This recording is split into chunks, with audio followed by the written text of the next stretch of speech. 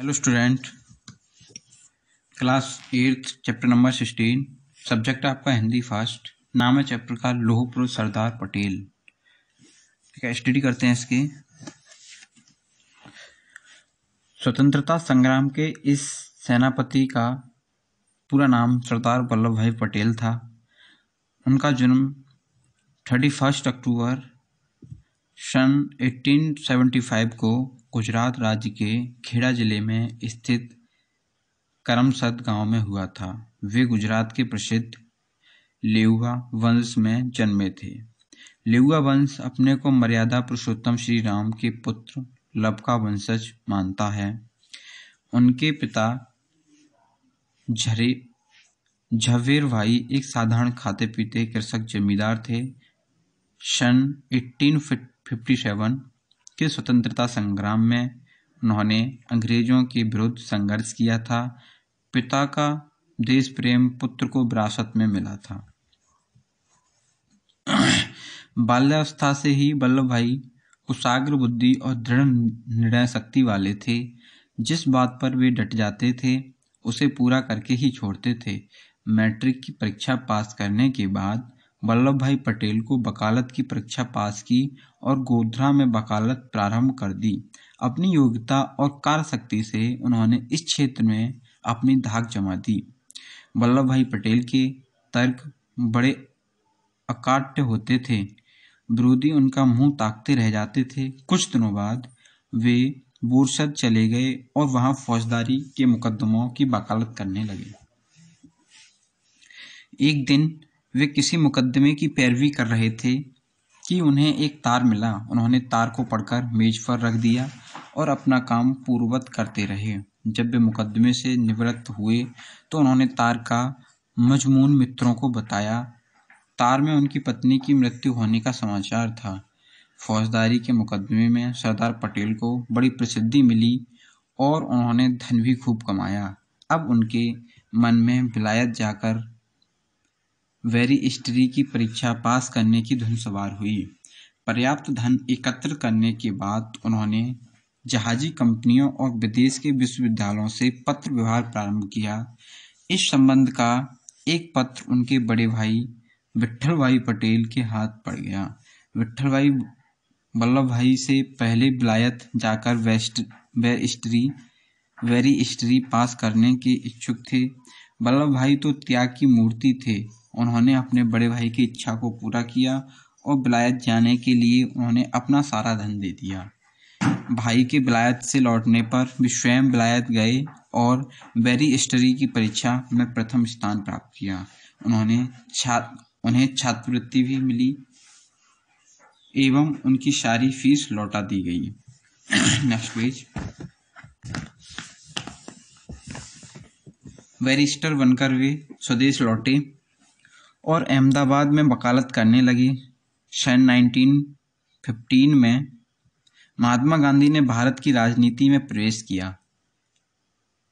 उन्होंने अहमदाबाद को अपनी राजनीतिक गतिविधियों का केंद्र बनाया। प्रारंभ में तो वे गांधी जी के विचारों से सहमत नहीं हुए, पर धीरे धीरे महात्मा गांधी के व्यक्तित्व का प्रभाव उन पर पड़ने लगा। वे गांधी जी के भक्त हो गए।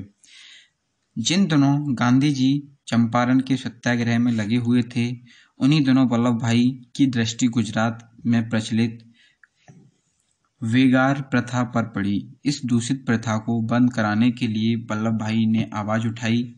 उन्होंने कमिश्नर को एक पत्र लिखा जिसमें बड़ी निर्भीकता से उन्होंने बेगार की प्रथा बंद करने के लिए 7 दिन का अल्टीमेटम दे दिया। कमिश्नर उनकी निर्भीकता से बड़ा प्रभावित हुआ। उसने उन्हें बुलाया और बातचीत की। बातचीत के फलस्वरूप दोनों में एक समझौता हो गया, जिसके आधार पर बेगार प्रथा बंद हो गई। सन 1918 में गुजरात के खेड़ा जिले की अधिकांश फसलें नष्ट हो गईं। वहां किसानों ने सरकार से लगान माफ करने की प्रार्थना की, किंतु सरकार ने एक ना सुनी और लगान वसूली के लिए कृषकों पर अत्याचार होने लगे। महात्मा गांधी ने लगान की माफी के लिए आंदोलन चलाने का निश्चय किया। सरदार पटेल की इस आंदोलन में प्रमुख रूप से भाग लिया। वे गांव-गांव घूमे और उन्होंने किसानों को समझाया। अंत में सरकार को झुकना पड़ा और लगान माफ हो गया। इस प्रकार उन्होंने लोक सेवा का काम किया। वल्लभ भाई ने गांधी जी के असहयोग में सक्रिय भाग लिया।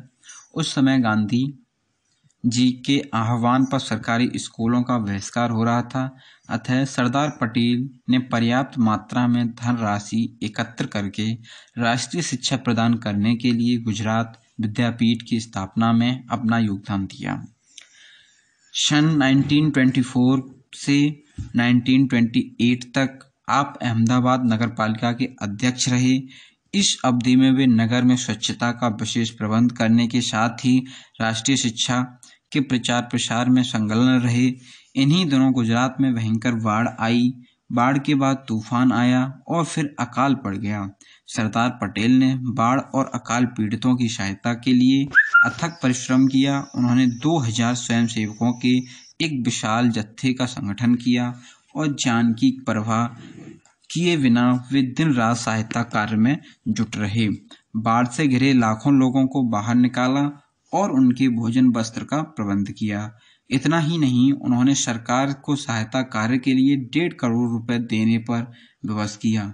अपने इस कार्य से वे गुजरात की जनता के देवता बन गए। Next page.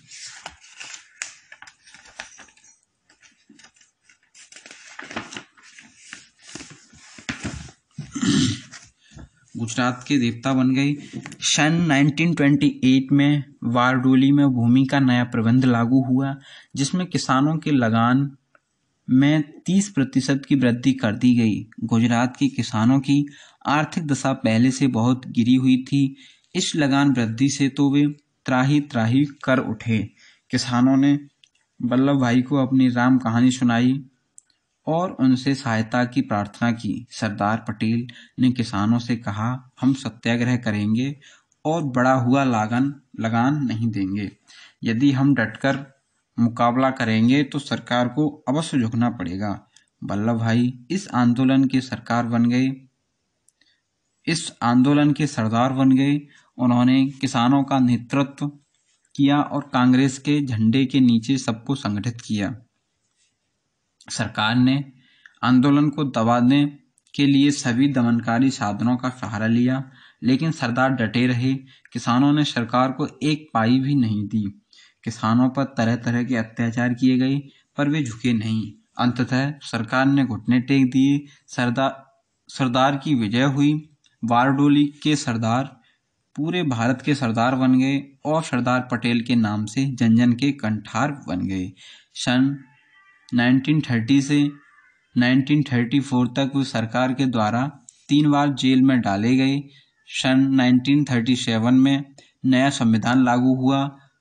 सरदार पटेल की अध्यक्षता में कांग्रेस का संसदीय बोर्ड गठित हुआ, जिसे चुनाव के लिए कांग्रेस के उम्मीदवार खड़े करने का काम सौंपा गया। सन 1914 तक सरदार ने इस बोर्ड की अध्यक्षता की और चुनाव के समय गांव-गांव दौरा किया। उन्हीं के बलबूते पर कांग्रेस के अभूतपूर्व सफलता मिली।